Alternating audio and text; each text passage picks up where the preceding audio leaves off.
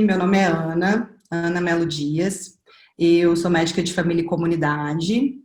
Estou com a honra e o desafio de moderar o webinar dessa noite, com um tema tão sensível e tão importante. E estou muito feliz de estar aqui com esses convidados maravilhosos que eu tive a oportunidade de conversar um pouquinho hoje. Estou muito feliz de estar aqui. Esse webinar é promovido pelo GT de Saúde Prisional, que é vinculado à Sociedade Brasileira de Medicina de Família e Comunidade, e o GT de Saúde Prisional é um GT razoavelmente novo, que tem a Andréia Beatriz como coordenadora, né, maravilhosa, sem palavras, que bom que ela está aqui. E o GT, ele vem, assim, né, faz parte da Sociedade Brasileira de Medicina de Família e Comunidade para dar visibilidade a essa população que é tão marginalizada e esquecida, né, na formação das diversas áreas de saúde. Acho que quem estiver aqui presente pode falar como é que foi, né, durante a graduação e como está sendo. Eu, particularmente, não tive nada sobre saúde prisional durante a minha formação, e é muito importante a gente trazer, né, essa população, já que corresponde a um número muito importante, né, principalmente aqui no Brasil. E o suicídio é um tema, né, que está sendo muito falado agora em setembro, por causa do Setembro Amarelo, e na saúde prisional ele é muito presente, está muito presente. Os nossos convidados vão trazer essas questões.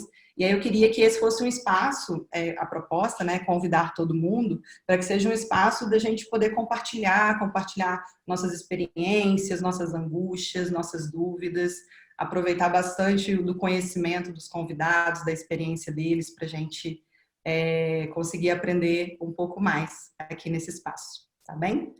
Então, hoje, tenho a honra de apresentar o Sérgio Garófalo. Ele é filósofo, né? Ele tem licenciatura em filosofia, ele é de Belo Horizonte, mineiro aqui.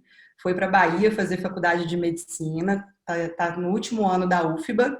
Ele até falou comigo que só não formou ainda por causa da pandemia, mas já está em vias de começar a trabalhar como médico. E a professora doutora Ivete Santos, ela é professora da UFBA, doutora em saúde pública e médica psiquiatra do sistema prisional há bastante tempo aí, tem uma carreira longa. Então, vai ser muito legal ouvir e aprender com eles hoje. A proposta desse webinar é a seguinte, que a gente pensou. Primeiro, os convidados vão falar, vão ter alguns minutos de fala, 15 a 20 minutos cada um. Enquanto isso, eu peço para quem estiver na sala ir compartilhando as dúvidas, a gente vai anotando, tomando nota aqui, para usar o tempo final de discussão e de compartilhamento, tá bem? Então, fiquem à vontade para compartilhar à vontade durante a fala deles, que depois a gente vai resgatar todas as perguntas e dúvidas, tá bem? Quem não se apresentou ainda, aproveita para continuar se apresentando, para a gente se conhecendo um pouquinho mais. Sérgio, pode começar a apresentação, fica à vontade. Boa noite a todos, a todas. Então, sou Sérgio, sou aluno da Faculdade de Medicina, tenho a honra de ser aluno da professora Ivete. Na verdade, nessa mesa, a mestra é ela e eu sou um aprendiz e eu tento seguir o exemplo dela, tanto acadêmico quanto de vida. Então, eu acho que o que eu vou trazer aqui é muito pouco, frente à experiência que ela tem. Ela está em 27 anos de atendimento à saúde, né, da população carcerária. E a minha contribuição vai ser uma contribuição mais de pesquisa mesmo, de revisão de literatura, e também de um ano que eu tenho acompanhado ela em estágio extracurricular, né, já tem um ano que eu vou com ela toda segunda-feira pela manhã, para a penitenciária Lemos de Brito, para onde eu tive o prazer também de conhecer a Andréia, excelente médica, prazer, uma honra enorme. Então, a gente dividiu mais ou menos a nossa explanação inicial.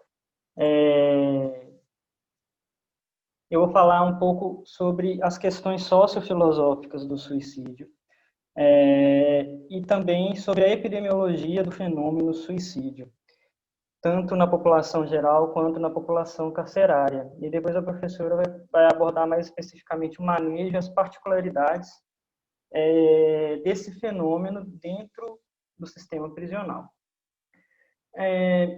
Então, o suicídio ele foi visto ao longo da história da humanidade em várias formas diferentes, de maneiras muito diferentes.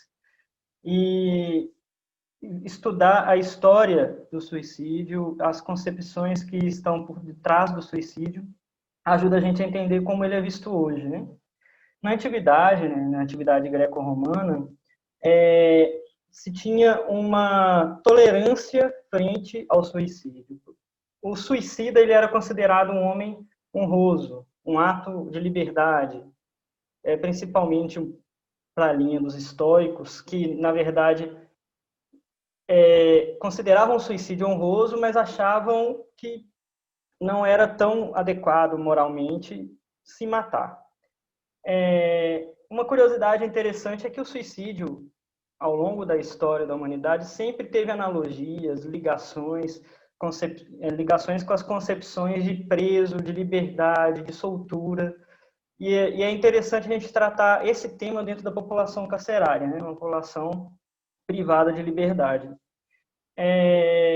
Então, o suicídio na antiguidade greco-romana ele era privado aos escravos, só era válido suicidar aquele homem livre.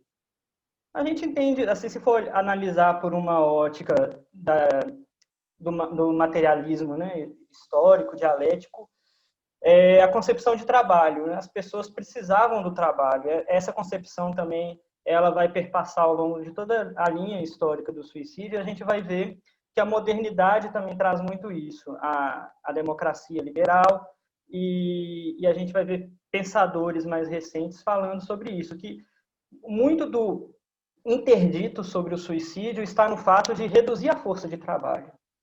E então a gente vê essa dicotomia. É honroso se matar se você for da aristocracia, mas se você for escravo, você está cometendo um ato porque você não é dono de sua própria vida. O dono de sua própria vida é outro.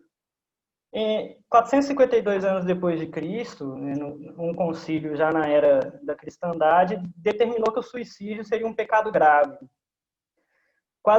Mais de 200 anos depois, o Concílio de Toledo, também na perspectiva cristã, determinou que suicidas deveriam ser excomungados. E ao longo do medievo, o suicídio ele foi tratado como um estigma muito grande, no sentido de que se você fosse familiar de alguém que se matou, esse estigma ia ficar impregnado em sua família por muito tempo e você não poderia enterrar o seu familiar, não poderia... Às vezes a excomunhão ela era extraoficial até para os familiares que não tinham se matado, mas porque tem um familiar, o estigma pegou e todo mundo acaba ficando meio que excluído da vida eclesial. Por muito tempo, o suicídio foi visto assim, né, como um pecado, mas ali, por volta do medievo, não era um tabu. Podia-se falar, de certa forma, sobre o suicídio. O tabu, ele vem com a modernidade, quando, não sei se o pessoal conhece, chamado efeito Werther. É um efeito que também foi descrito por Durkheim. É um livro da época, tinha um personagem que se suicidou. E quando esse livro foi divulgado, aconteceu uma onda muito grande de suicídio. E aí conjecturou-se que o suicídio fosse um fenômeno que, se fosse divulgado, ele levaria a uma cascata de inúmeras pessoas se matando. Durkheim, ele cita isso, mas ele fala que, na verdade, o suicídio é um fato social e ele traz a contribuição da ciência positivista da época, de que o suicídio como fato, como fenômeno, devia ser estudado. Ele estava ligado a um contexto social, mas que, na verdade, você divulgar o suicídio ou falar que uma pessoa se matou não é a condição de futuros suicídios, né? Seria apenas um gatilho para aquelas pessoas que já tinham, de determinada forma, propensão. Em 1942, a gente tem aí no período da Segunda Guerra Mundial, o nascimento, na verdade, no final da Primeira, e pegando também a Segunda, o nascimento do existencialismo. E o existencialismo, ele traz, é uma escola que traz, dentro da filosofia, o suicídio como um dos temas centrais. Camus, ele considera o suicídio como um problema filosófico por essência. O problema central da filosofia seria se o homem poderia ou não tirar a sua própria vida. E a gente tem também Sartre, né? Para Sartre, o suicídio é a liberdade de não... É um ato de liberdade, como tudo para Sartre, né? Da liberdade a gente não pode fugir. Mas Sartre, ele traz uma ideia interessante de que quando o suicida exerce a sua liberdade de se matar, ele, no fundo, está eliminando as posteriores liberdades dele de escolha. Então, é como se a liberdade de se matar também te desse uma liberdade de não mais escolher e não mais ser livre. É interessante pensar esse paradoxo sartriano dentro do contexto do sistema prisional. Porque a gente está falando de uma população que, quiçá, antes de ser presa, já não experimentava o conceito de liberdade, a maior parte, em sua plenitude. Quando presa, pior ainda, a liberdade reduz a quase zero. E aí você está diante de uma situação em que a única forma que a pessoa privada de liberdade entende que ela é livre seria se matar, né? Tem um paradoxo, é como se o preso só se sentisse livre quando definisse o fim de sua vida. É mais ou menos isso, se a gente for trazer um pouquinho da perspectiva sartriana. Em compensação, a gente eliminaria, se permitisse isso, que seria, por obviamente, antiético, né? Se permitisse que o preso pusesse fim à sua própria vida, a gente também permitiria que ele pusesse fim à sua liberdade de não mais escolher, pusesse fim à sua liberdade de escolher no futuro, depois quando ele saísse, ou mesmo dentro da prisão. Mas se impõe um paradoxo, e como eu disse no início, todo o pensamento acerca do suicídio, desde Platão, quando falava que a morte é a libertação da prisão, do cárcere do corpo, né, a libertação da psique, do soma, do corpo, toda a metáfora que envolve o suicídio está ligada, coincidentemente ou não, né, o que a gente está tratando aqui hoje, à metáfora de prisão, de liberdade, de cárcere.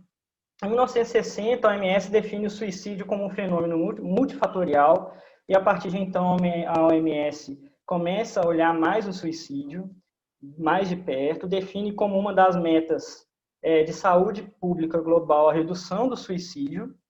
E na década de 90, começa a se dar mais ênfase à prevenção do que ao manejo daquele que tenha anteriormente tentado.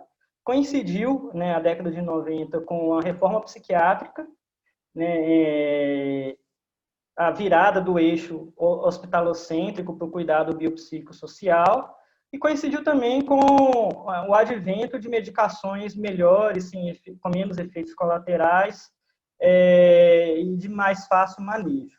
Então, é uma década em que se dá ênfase à prevenção, ao reconhecimento precoce daquele que tem possibilidade, risco de cometer o suicídio. Um conceito importante que a gente precisa tratar quando a gente fala de suicídio é o conceito de necropolítica, né? O suicídio é uma das faces da necropolítica. A gente pensa a necropolítica como o policial que entra na favela atirando, ou o poder público que negligencia as drogas para o tratamento de tuberculose, por exemplo, numa população prisional. Mas a necropolítica vai muito mais além. A necropolítica também é o poder deixar o outro morrer simbolicamente, subjetivamente, socialmente, até que chegue um ponto em que ele se sinta tão não sujeito, tão não humano, tão máquina do sistema, em que a única saída para ele é também morrer fisicamente. Então, são as 4 mortes que são trazidas pela literatura, né, da filosofia, Achille Mbembe, que traz o conceito de necropolítica muito bem, um conceito adquirido do conceito Foucaultiano de biopoder, de biopolítica, de que o poder ele gira em torno de garantir a manutenção da vida para Foucault, né, numa lógica pensando que o Foucault ele fala a partir do, entre aspas, primeiro mundo, né, a partir da França.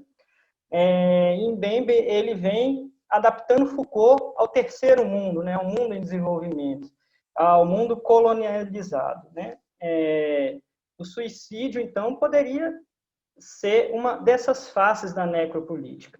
Interessante um conceito que eu estava lendo ontem e hoje, que eu não conhecia, confesso, de um filósofo italiano, Giorgio Agamben. O conceito é de homo sacer. Homo sacer, né, do latim, é homem sacro.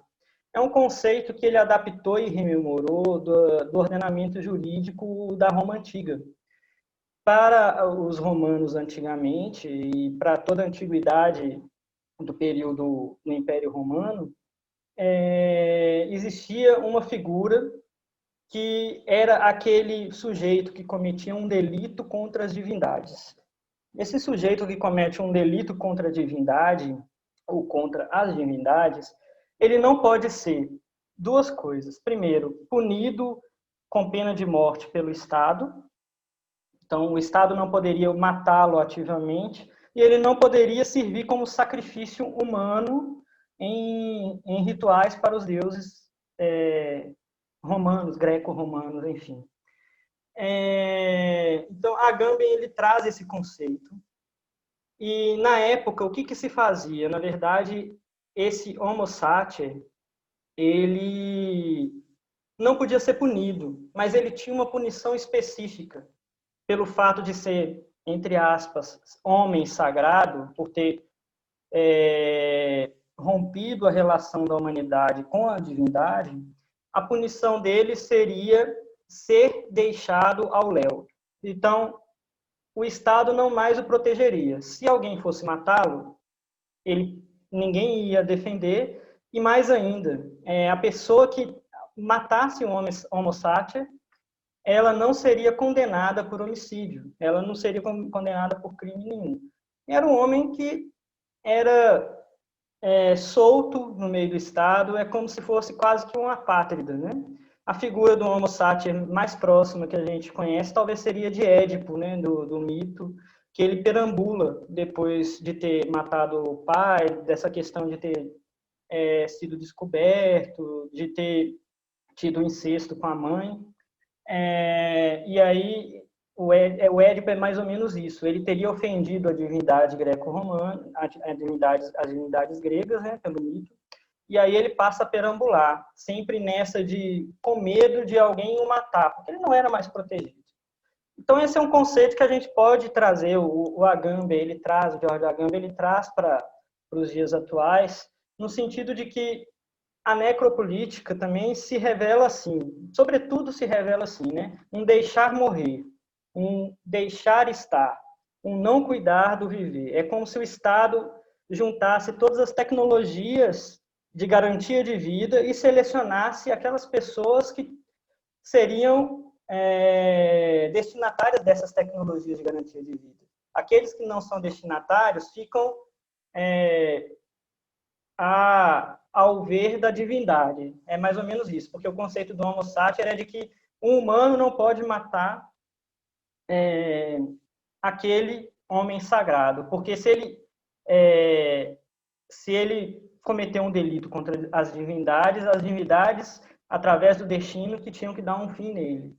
Então, é um conceito que a gente traz para o Estado atual, né? Um Estado que deixa a pessoa ao seu próprio destino, como que se preparada para morrer. E o suicídio, ele entra assim, a gente pode pensar muito, o Setembro Amarelo é para quem?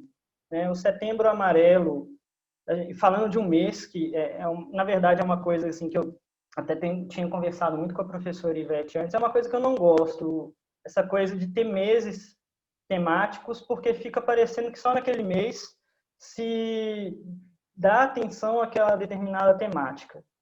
Ou, às vezes, também se supervaloriza a temática, faz super diagnóstico, super tratamento, e naquele mês, depois passa, a pessoa deixa de tratar. Então, essa coisa do mês temático tem esse problema, mas tem, para o caso do suicídio, tem uma importância de que pelo menos um mês no ano se fala sobre o assunto, né? Um assunto que, como eu disse anteriormente, virou um tabu, as pessoas têm medo de falar, e a professora deve falar mais para frente que, diante de uma pessoa com ideação suicida, o mais importante é deixar ela falar.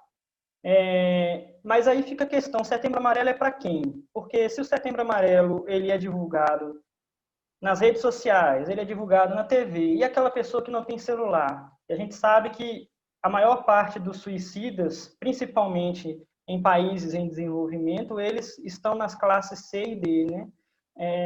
Então, será que o Setembro Amarelo alcança essas pessoas ou é mais uma artimanha do Estado de garantir a vida daqueles indivíduos dignos de viver e deixar morrer necropoliticamente aqueles indivíduos que se deve deixar morrer pela lógica do capital, né? Por outro lado, também assume-se a função de que evitar morrer para o capital é importante, porque você perde uma mão de obra, você perde uma pessoa a mais para fazer consumir e para fazer produzir, né? E para produzir principalmente montante econômico para a elite.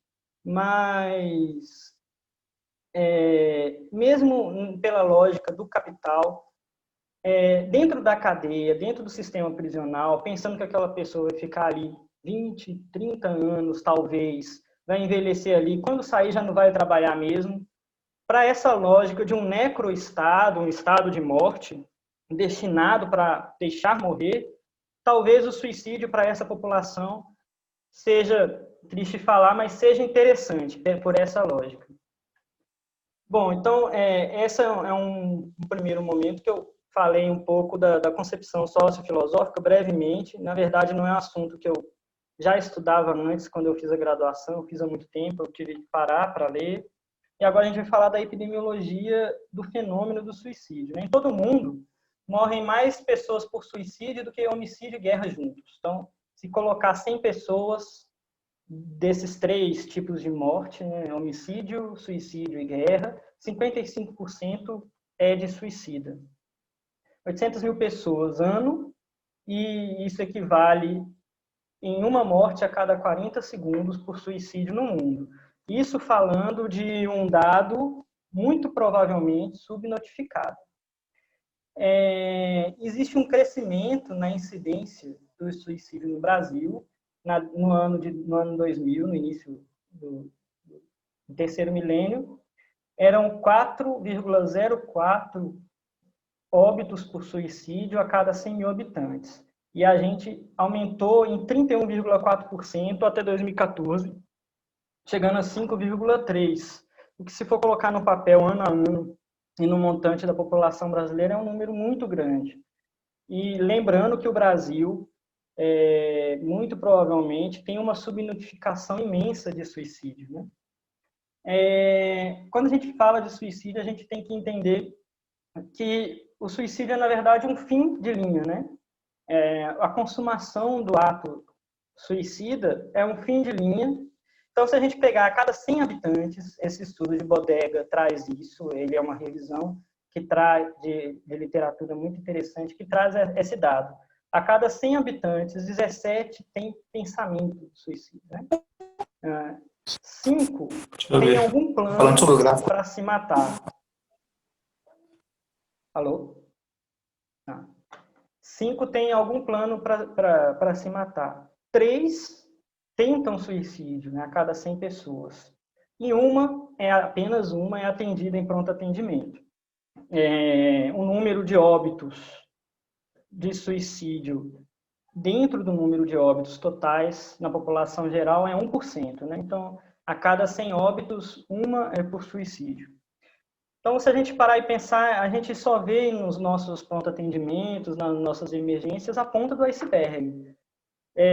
Muitas dessas pessoas com pensamento e ideação talvez nem tentem, obviamente, porque pelo dado a gente vê isso.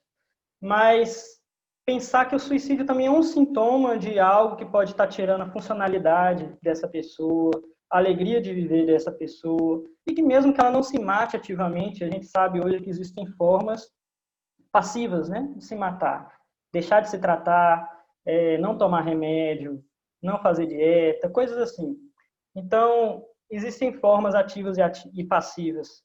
E a gente tem que saber abordar essas pessoas, né? Que têm pensamento, que têm ideação, que tentam. Dentro da população geral, ainda o artigo de Bodega do slide anterior, ele traz um dado de uma revisão de 15 mil casos de suicídio. 35%, que é a maioria, estava associado com algum transtorno de humor, ou depressão grave, ou transtorno afetivo bipolar. E aí, outros transtornos de pessoas que cometeram suicídio, a partir de uma revisão de prontuário, foi constatado que 22,4% tinha um abuso de alguma substância psicoativa, 11% algum transtorno de personalidade, 10,6% alguma esquizofrenia, e apenas 3,2% ficaram sem algum diagnóstico de transtorno mental. Então, a gente vê que existe uma associação muito forte, quase que 100%, de suicídio com transtorno mental. Então, o suicídio muito dificilmente é um suicídio, como o pessoal mais niilista, né, falava, um suicídio por razões filosóficas. O suicídio ele sempre carrega por trás, na maioria das vezes, algum fundo de transtorno mental que a gente tem que ficar atento. Então, existe um problema que eu já havia falado anteriormente, da confiabilidade dos dados.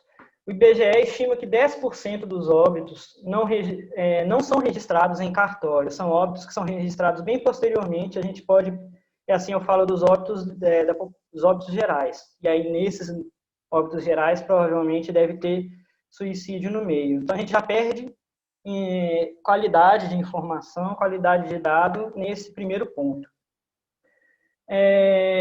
Mortes por intenção indeterminada ou causa mal definida camuflam a magnitude do suicídio. Então, às vezes é aquela morte que a pessoa toma um veneno e fica parecendo outra coisa e fica indeterminado, camufla o suicídio.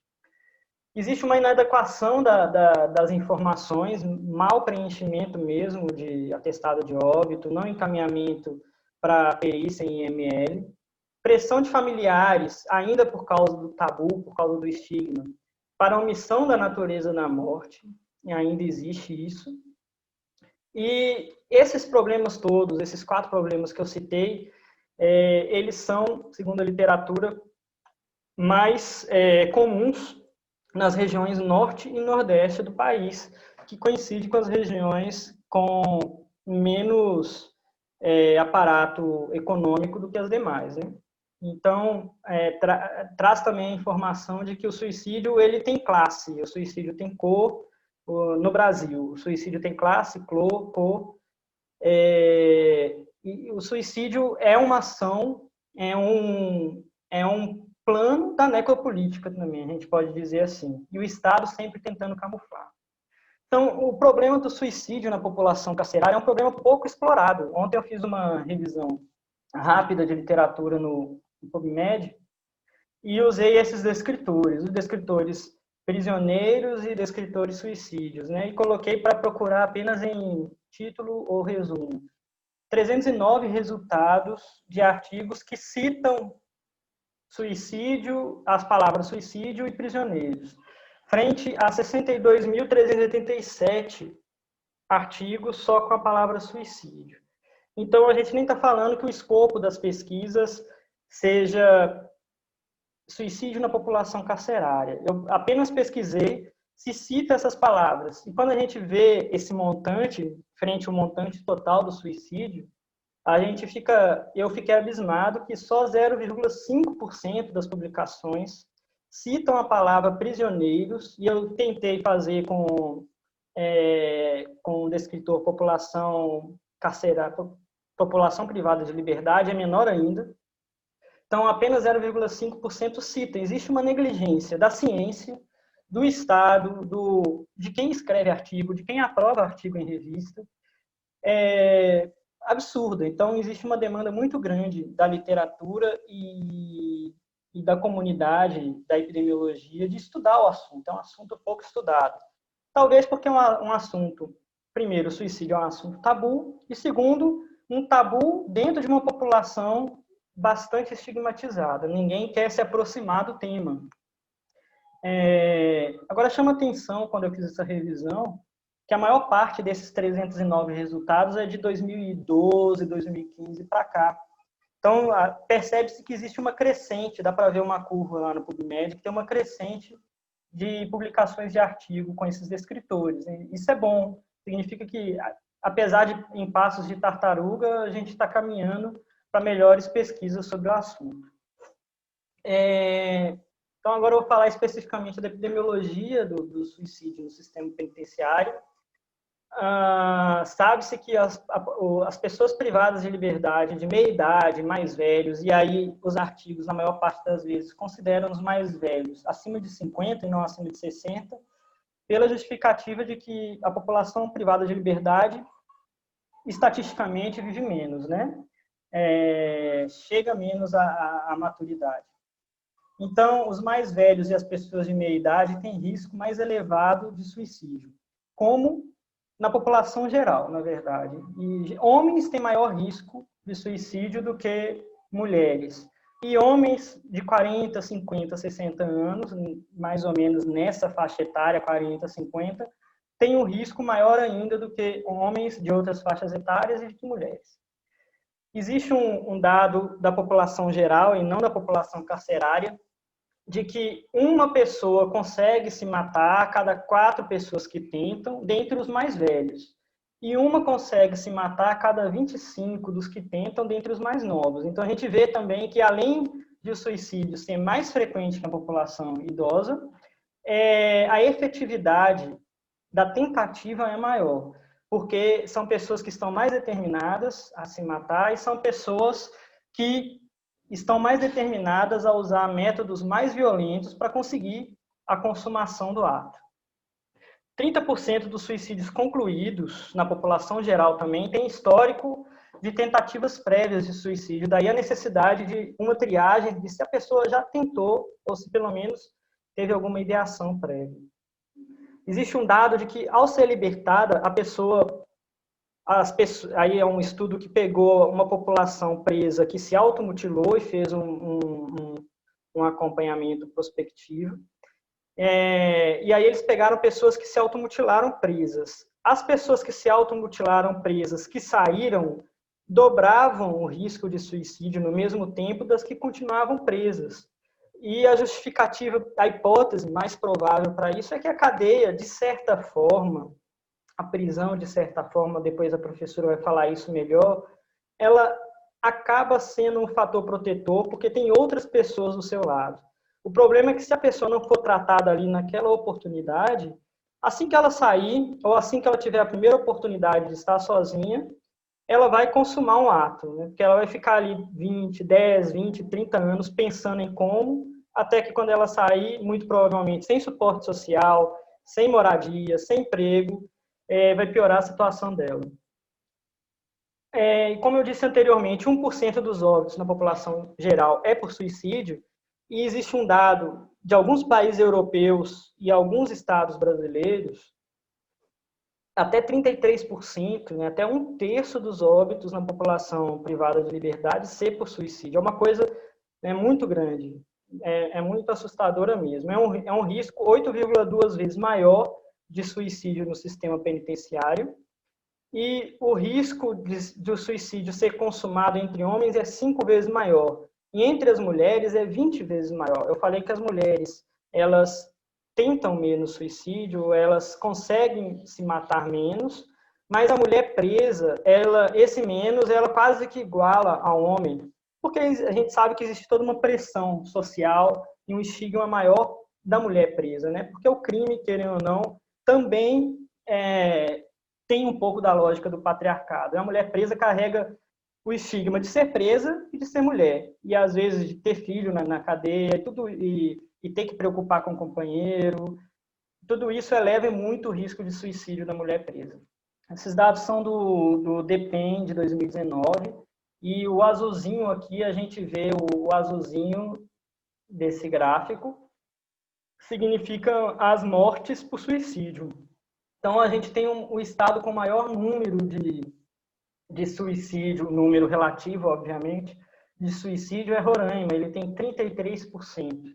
Tem estado que, no ano de 2019, como, por exemplo, Paraíba, Alagoas, Espírito Santo, eles não têm nem 1%, né, de suicídio. Muito provavelmente, pela disparidade entre os estados, a gente acredita que possa ser uma subnotificação. A gente não pode afirmar com certeza, mas não é possível que em alguns estados o número seja tão constante, como a gente pode ver. A maior parte está girando entre 10% e 20%.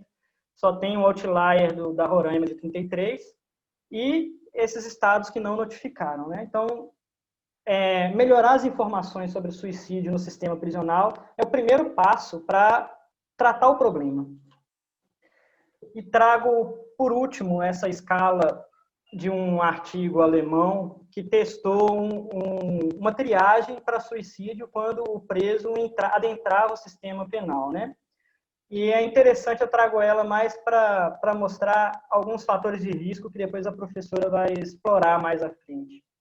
Ter mais de 40 anos, por aquele motivo que eu falei de homens mais velhos tendem a cometer mais suicídios e mais suicídios consumados. Sem residência permanente, então aquela pessoa que entra na prisão, que antes pulava de casa em casa antes de ser presa, ela tem um risco maior, obviamente, pela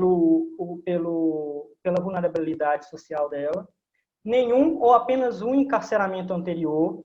Então, pessoas que estão no início da sua vida penal, nos primeiros dias, ou que nunca foram presos, e é o primeiro encarceramento, elas têm um risco maior do que aquela pessoa que já passou 3 vezes no sistema penal, no sistema penitenciário.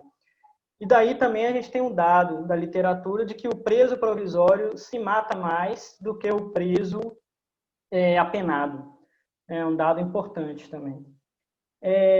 Tentativas de suicídio anteriores ou comportamento autolesivo, de automutilação, é um risco, e ideação suicida. E aí essa escala ela traz que um modelo, né, multivariado que construiu essa escala chegou à conclusão que precisa de 3 pontos para referenciar essa pessoa para atenção à saúde mental. Então, se, por exemplo, a pessoa já tem ideação, ela já completa os 3 pontos. Mas se ela não tem ideação e tem 3 de cada um desses aqui, ela completa também 3 pontos, e ela precisa ser avaliada por equipe de saúde mental.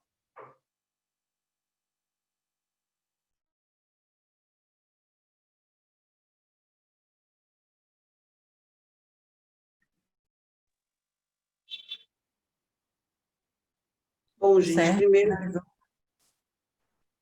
Pode falar, professora Ivete, está com a palavra. Obrigada. Primeiro eu quero agradecer a oportunidade. Eu não sei se minha câmera está boa, está bem enquadrada, tá?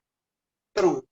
Então, primeiro eu quero agradecer a oportunidade. Acho que falar do sistema penal para mim é sempre muito gratificante. Infelizmente, por uma questão desagradável, mas, por outro lado, eu tenho 27 anos de sistema penal quase, farei agora em setembro. Acho que já fiz, acho que foi 9 de setembro, 8 de setembro, coisa assim, que eu fui admitida.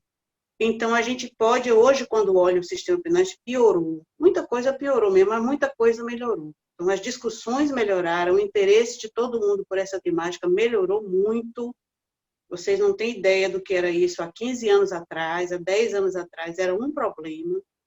É interessante a gente pensar assim, isso era mal visto, se hoje na academia ainda era muito pior, né?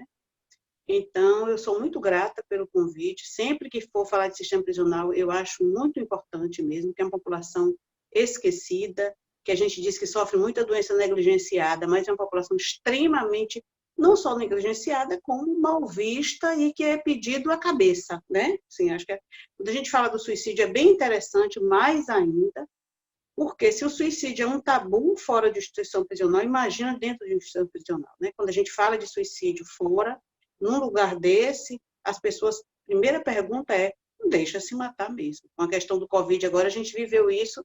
Eu agradeço as palavras de Serginho, meu aluno, de André, minha colega, dos meus alunos que estão aqui. Eu costumo dizer que a gente não tem aluno, a gente tem colega, né? Porque quem gosta dessa área ou da área de saúde é um colega, né? Todo mundo aqui está sendo muito companheiro e batalhando junto para, se ali naquela ação de formiguinha, criar um espaço para essa discussão. Acho que é muito importante, né? E a Andréa, que é uma pessoa muito querida, que eu amo de paixão, né? A gente trabalha muito atuante. E a gente vem aprendendo junto, por mais que eu diga que eu tenho tanto tempo de cadeia, mas a gente está aprendendo sempre, nunca a gente domina uma temática desse tamanho, né? Então, eu vou falar um pouco a vocês sobre como é isso. Quando a gente fala em suicídio fora, já é um tabu, imagina lá dentro. Né? Falar um pouco das tentativas de suicídio, pode passar, Serginho. As tentativas de suicídio no sistema prisional, né, elas ocorrem 10 vezes mais do que os suicídios concluídos. É um dos preditores mais importantes de mais tentativas de suicídio consumado ou completo. Cerca de 30% dos suicídios concluídos têm história de tentativa de suicídio. E o risco de uma tentativa adicional é 20 vezes maior. Então, toda vez que a gente vê uma ideação suicida, que a gente sabe que pode seguir para uma tentativa de suicídio, a gente tem que se preocupar com esse suicídio consumado. Na instituição prisional, isso é muito comum, a gente pega muito, eu pego muito, eu sou psiquiatra, né? Então, eu pego demais tentativa de suicídio, ideação suicida, e a gente fica assim, quando a gente fala em suicídio, outra questão, é uma rubrica que envolve muitas dinâmicas. Quando o Sérgio mostrou lá um slide sobre doenças mentais, uso de drogas, eu fiquei anotando aqui, Sérgio, assim, 35% tem transtorno de humor, 22,4% tem dependência química. A gente pode juntar isso como comorbidade no sistema prisional. Muita gente deprime quando entra no sistema prisional, muita gente não aguenta o sistema prisional, né? Não é brincadeira, e quando a gente fala do sistema prisional, é outra heterogeneidade. Né? Então, assim, a gente que vem da população, da zona rural, nunca cometeu um crime a primeira vez, uma briga de rua, uma briga no bairro, uma briga na roça, uma arma de fogo mata uma pessoa, vai parar. E aí eu estava pensando uma coisa que aquela escala mostra, que a pessoa que não tem, digamos assim, suporte social, ela piora no presídio, ela piora também, não é porque não tinha suporte, não é porque isso se agrava muito lá dentro. Se ela não tinha ninguém e ela entra sem ninguém, quem vai buscar por ela? Quem vai falar sobre ela? Quem vai dar um suporte? Um socorro, uma ajuda, um lugar para ela? Ninguém. Então, é muito pior. Todas as coisas que as pessoas sofrem aqui na instituição prisional, multiplique por muitas vezes. Então, o risco de suicídio como uma saída, a gente fala assim, o suicídio não é a pessoa não quer morrer, a pessoa quer sair de uma saída difícil. É uma saída extremamente, é um lugar extremamente difícil. Então, toda vez que a gente escuta essa história de ideação de morte, a gente tem que estar atento.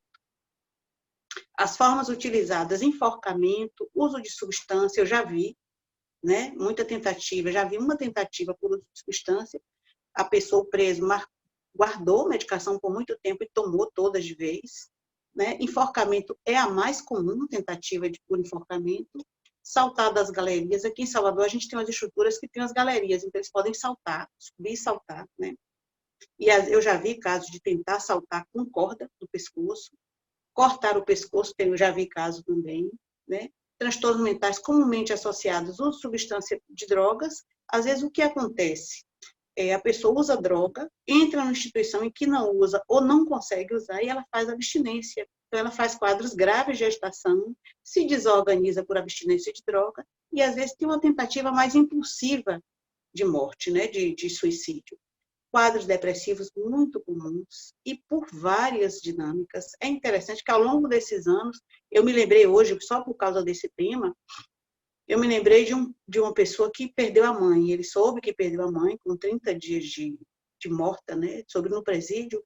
E eu me lembrei muito dele porque ele foi uma coisa que me marcou muito. Foi uma coisa que eu transgredi até uma norma que eu tinha até então na cadeia, que era não tocar nos presos. A gente não pode abraçar, nem tocar, nem assim, tipo, confortar, né? E ele tinha perdido a mãe, tinha 30 dias. Ele soube aquela hora e um profissional trouxe para mim. E ele disse, Vete, doutora, ele perdeu a mãe e ele está aqui, ele encolhido, acuado, ele não sentava na cadeira, encolhido no chão, chorando. Eu fiquei ali, eu faço o quê? Eu nem sei lá o que eu vou fazer agora, né? Porque assim, a gente tem um modus operandi normal, mas cada coisa surpreende a gente muito. Isso não tem muito tempo, não, tem uns 4 ou 5 anos. E aí eu disse, eu não sei o que eu fazer agora. Aí ela disse, eu vou deixar ele e vou embora. Eu disse, não, não vai embora, não, me ajude, né? Me ajude, porque assim, está ali uma morte, eu vou fazer o quê com aquilo? E a única coisa que me veio foi que eu estava com vários estudantes na hora, eu disse, eu vou fazer uma coisa que eu normalmente não faço. Eu cheguei para ele e ele me dizia, doutora, não se preocupe, eu não vou me matar, não, eu não vou me matar, não. Eu disse, esse cara vai se matar. Aí eu peguei e abracei ele de lado e disse a ele assim, olha, é o que eu posso fazer por você, ele confortar, chore porque você precisa chorar. E fiquei com ele um tempo tocando, abraçando ele de lado, porque eu não podia abraçar de frente, né, que era uma coisa mais delicada numa instituição dessa, ou em outro lugar qualquer. E aí eu segurei ele e ele chorou muito, chorou muito. Depois ele disse, eu disse, olha, sua mãe não ia querer que você morresse num lugar desse. Né? Ia ser difícil, imagina morrer na cadeia, se matar na cadeia é uma coisa pior que existe. Eu imagino que seja a herança pior que se possa deixar. E aí, no outro fim de semana, no outros dias, ele voltou melhor, me agradeceu, superou a história da morte da mãe. Eu acho que foi decisivo, eu digo assim, romper o protocolo. E a gente imagina uma coisa assim, que a pessoa vem deprimida e tal, não, às vezes são coisas que acontecem, perdas. Uma perda, né? Perda de uma pessoa importante. Né? Era a única pessoa que ele tinha. Reação ao estresse, que era o caso dele, um estresse agudo grave, transtornos psicóticos que às vezes acontecem. A pessoa está psicótica, ou tem uma coisa importante também na cadeia que a gente, né, reação ao estresse, que é sofrer violência na prisão. Né? A gente sabe que muitos presos sofrem violência psicológica, óbvio, física, dentro de física sexual. É muito comum essa associação, assim, intuitivamente falando. A gente, quando vê, às vezes pensa o que está sofrendo algum tipo de violência sexual ou violência física. Então, essas coisas a gente tem que estar atentas, porque a rubrica suicídio tentativa, ela esconde muitas dinâmicas. Às vezes a pessoa vem com a mutilação primeiro, para depois falar. E aí eu coloco sempre a importância do profissional de saúde perguntar. Já pensou? Tem ideia de morte? Pensou como? Pensou em fazer o quê? E às vezes a pessoa já traz para a gente, não, eu não penso nisso não. Isso aí, e a gente nem perguntou. Então, estar atento a essa dinâmica, a essa questão, porque a gente tem a obrigação de perguntar. E a gente diz, mas perguntar vai estimular. Vai nada, né? Vai nada. A pessoa vai tentar falar. Isso que o Sérgio falou, falar é importante, né? Pode passar. Os tipos de suicídio. Pode ser altruísta, já vi. Pessoas que começam a dever no sistema prisional. Ou a família começa a entrar numa rede de extorsão. E ele diz, olha, eu vou me matar porque minha família se livra disso. Eu não vou ficar humilhando minha família para vir aqui me visitar. Já vi, sim. Narcisista, quando é interessante, algumas pessoas com transtorno de personalidade antissocial, por exemplo, né, que tem grande poder, controle sobre a própria vida. A prisão é uma perda de controle sobre a própria vida. Então, tem pessoas que dizem, eu já tive um caso assim, ele disse, doutor, eu não aceito ser preso nesse país, eu gosto muito assim, mas seu país é muito vagabundo. E era um preso que tinha sido, assim, fugido de vários países e foi preso logo no Brasil, ele não aceitava. Então, alguns crimes, por exemplo, a gente vê às vezes a pessoa ficar isolada, né, pessoas muito importantes ou que têm uma repercussão pública muito grande, tentar suicídio por vergonha também e por narcisismo, né, porque aquele é um dano moral muito grande para a pessoa. Então, a gente tem que vigiar, porque às vezes é uma fase e aquilo passa. Niilista, né, vem muito de quadro depressivo, a pessoa acha que não tem sentido, que não adianta, que aquilo ali não vai adiantar. Então, assim, o trabalho nosso como profissional de saúde é muito importante nesse momento de acompanhar essa pessoa, né? Pode passar, Sérgio.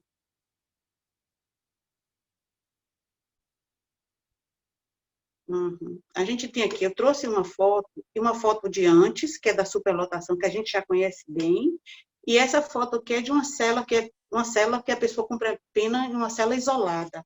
Porque há uma comparação na literatura de como é a ideação suicida e tentativa de suicídio em superlotada e cela individual. Cela compartilhada e cela individual. Cela compartilhada a gente tem aqui que é superlotada, é super compartilhada, né? A superlotação ela tem umas desvantagens, mas tem umas vantagens. A cela compartilhada é falta de privacidade, que é uma desvantagem, transmissão de doenças, que é a possibilidade maior, sensação de vigilância constante, o constrangimento, mas em compensação as pessoas têm mais apoio.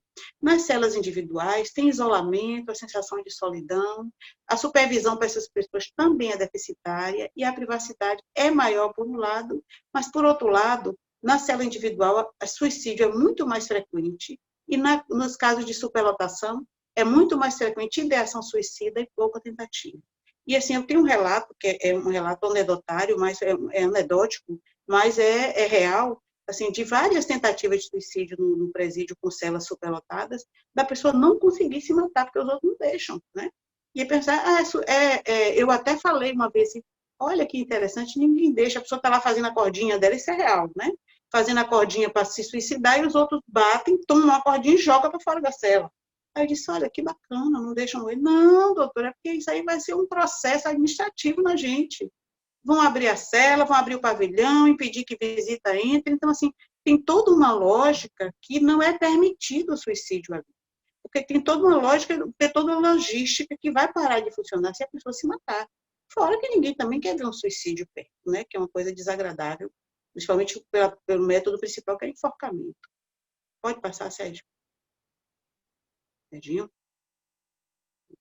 Os fatores de risco de suicídio, né? Ter ideação suicida é muito importante a gente perguntar e a gente levar a sério, certo? Ocupação em cela única, história de tentativa de suicídio, diagnóstico psiquiátrico atual. Porque se a gente tem isso lá fora, dentro do presídio é muito pior, porque a gente tem que pensar que a adesão ao uso de medicação é mais precária. Imagina dar medicação todo dia aos presos. Cuidar, observar. A gente já teve, há uns 15 anos atrás, um embate importante com o pessoal da segurança, porque eles justificavam com toda a razão. A gente não é agente de saúde, a gente vai ser responsabilizado por isso também. Então, foi uma conquista sensibilizar as pessoas que o dano era menor à medida que todo mundo ajudava, né? História de tentativa de suicídio, então, não é porque uma pessoa não tentou uma vez num lugar que ela não vai tentar ir para valer. Ao contrário, o compromisso de tentar e conseguir é muito maior depois de algumas tentativas. Diagnóstico psiquiátrico, uso de medicação, né? O que mais? Status de detido, prisão preventiva, então ter sido preso, estar preso, né? Sentença de morte, que às vezes a pessoa está diante de uma pena de morte e aí ela se mata antes. Primeiro, para ter um controle sobre a hora que ela vai morrer, então, porque ela sabe que ela vai morrer, ela não quer passar por aquele sofrimento, né?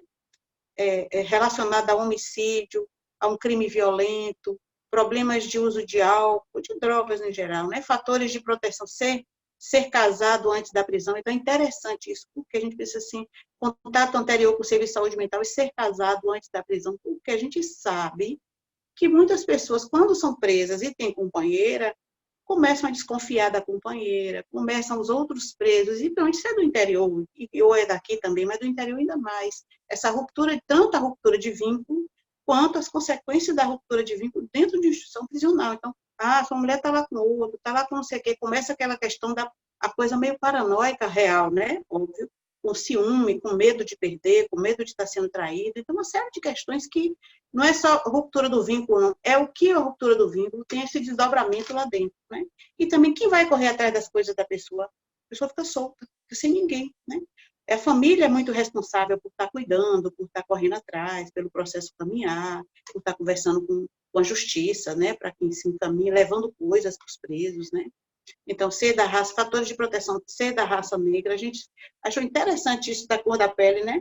Porque pode ser que aqui e fora, as pessoas dessas etnias mais vulneráveis, elas já estejam acostumadas a sofrer. Eu fiquei pensando, qual é o segredo? Porque, né? Pode ser que já esteja acostumada a sofrer tanto, como Foucault coloca lá, que a prisão é uma confirmação de uma sucessão de exclusões, que lá dentro seja mais um degrau para baixo, né? Vamos dizer assim, mais um degrau para baixo, por dizer. Pode ter isso. Não acho que seja maior força, resiliência, não. Acho que é sim, mas relacionado à exposição ao sofrimento, né? Duração da sentença, menor que 18 meses. É interessante a gente pensar que quanto maior a sentença, mais tempo a pessoa vai ficar presa. Então, ela vai ter aquela coisa da prisionalização, ela vai ter que se acomodar no sentido de lidar melhor, da forma menos desagradável, com a sentença longa, né? Ser sentenciado, eu achei esse dado muito importante, quando a gente tem no Brasil um contingente muito grande ainda, que não foi julgado. Como a celeridade da justiça interfere na saúde, porque você pode fazer um planejamento da sua vida, né? O projeto de vida sem sentença é impossível. A gente que trabalha no instituição prisional, a gente sabe. A gente vê que quem está na nossa instituição temporária tem a cabeça lá fora, sofre muito mais do que quem já foi sentenciado e sabe mais ou menos o que vai ter que enfrentar, né? Fator de risco, ser branco, sem qualificação educacional, mais aqui, feitiço da prisão anterior, não história de prisão anterior, né? Não ter história de prisão anterior. Viu, gente? Menos de 30 dias de prisão, então a pessoa foi presa e foi solta logo. Então, a celeridade na justiça é muito importante mesmo. Transtorno de humor, transtorno de ansiedade, quadros psicóticos. O que é psicótico? Porque às vezes a pessoa está alheia ao que ela está passando. A gente viu agora na Covid, alguns psicóticos, algumas pessoas com esquizofrenia, elas não se lidam com muito, não estão nem aí para a pandemia, nem imaginam o que está acontecendo. É igual a demência, né? Imaginam o que está passando no mundo. Uso de drogas, transtorno psiquiátrico anterior, né? Automutilação anterior à prisão. Então, cadê, Sérgio? Mais que eu não estou enxergando. 2 ou mais transtornos psiquiátricos. Pode passar. Sistema de justiça criminal. A gente já falou um pouco dos trâmites legais e do tempo. Então, quanto maior o tempo, maior o risco, a celeridade, a sensação de justiça também a gente pode pensar, né? A sensação de injustiça e de abuso de poder. Então, é uma reclamação constante e real. Que real mesmo, né? Eu estou aqui, eu não sei quanto tempo eu vou ficar, ninguém fala comigo, essa questão da falta de defesa, da falta de, digamos assim, né, de uma resposta do sistema de justiça. Essa questão do projeto de vida e do projeto de sobrevivência, quanto mais longo, mais você tem que fazer um projeto de vida e um projeto de sobrevivência que numa instituição prisional é a cada segundo. Então, às vezes, a morte é uma saída mesmo, né? É uma saída para se livrar daquilo tudo, né? Eles falam muito isso. O tipo de crime, então, crime violento, crime relacionado à sexualidade, né? Crime da intimidade da sexualidade. É muito comum pela forma como eles também podem ser tratados pelo sistema de justiça. Então, a gente vê casos de violência sexual grave, violência física grave, né? Com pessoas que cumprem pena, ou humilhações importantes, pessoas que cumprem pena por crime sexual. E a ausência de suporte social. Isso é muito desesperador. Você imagina, vai quebrando a vida da pessoa. A pessoa vem de um lugar longe, ela vai sendo quebrada. Eu sempre faço analogia com o sistema prisional, que é uma máquina de moer gente, você vai sendo moído, né? Você vai sendo moído. À medida que as coisas vão acontecendo, você vê como se fosse entrando no poço e não conseguisse, né, chegar acima. Pode passar, Sérgio. Os métodos de suicídio em população masculina é mais enforcamento, né? Muito mais comum, porque as pessoas tentam suicídio, conseguem, com os meios que são mais fáceis de conseguir. Então, qual é o meio mais fácil por aí afora? Enforcamento, né? Afogamento, eu vi um caso na minha vida. Uso de arma de fogo, muito pouco, a gente não tem quase arma de fogo dentro da prisão, né? Disponível para os presos, né? Queda, já vi tentativas várias, outras, e veneno e pesticida também já vi, trazer para eles ingerirem. Pode passar. Também enforcamento em mulheres, né? Pesticidas e envenenamento alto em mulheres, como é fora, é interessante isso que bate muito. A mulher é interessante quando a gente pensa, eu fico pensando alto, gente. Conhecendo a população masculina, feminina, carcerária, o pouco que eu conheço, a mulher é muito largada, né? A mulher é muito abandonada na instituição prisional. O homem, a mulher acompanha, ou as mulheres acompanham, mas a experiência da mulher é como aqui fora, é de ficar só, para cuidar. E os filhos soltos no mundo, né? Eu estudei o doutorado, estudei no tráfico, meu tempo foi o tráfico, e uma das coisas que me mobilizou muito foi isso. A mulher, além de, ela vai para o tráfico para trabalhar, parte das mulheres, para adquirir uma renda, porque é perto de casa, ela é presa e os filhos ficam à deriva. Então, é uma série de problemas que vão incidindo sobre a mulher.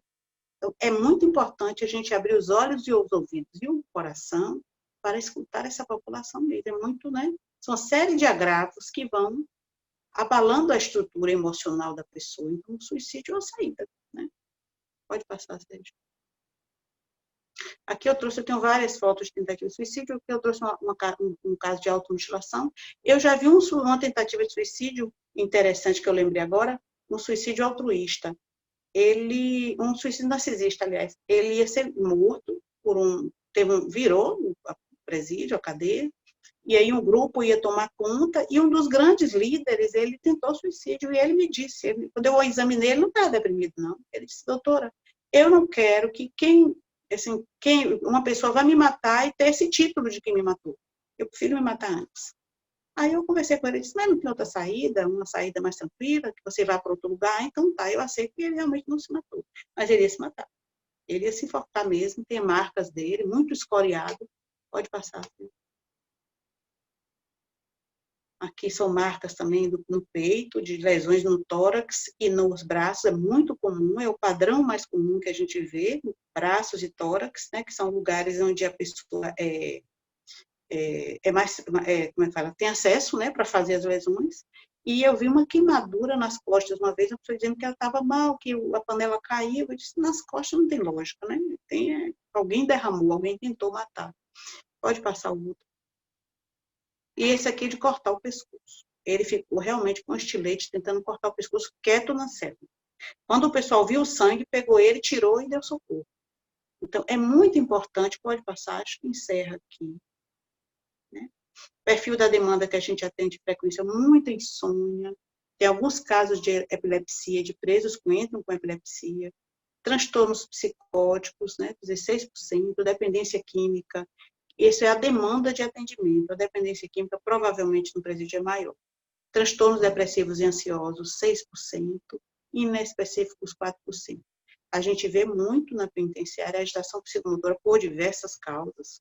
E aí eu sempre oriento, heteroagressividade, tentativa de suicídio, sempre oriento qual é o perfil daquela instituição. Né? Porque tem instituição que não entra nada. O preso, quando entra, usando droga de um lugar, ele vai fazer abstinência, um risco maior.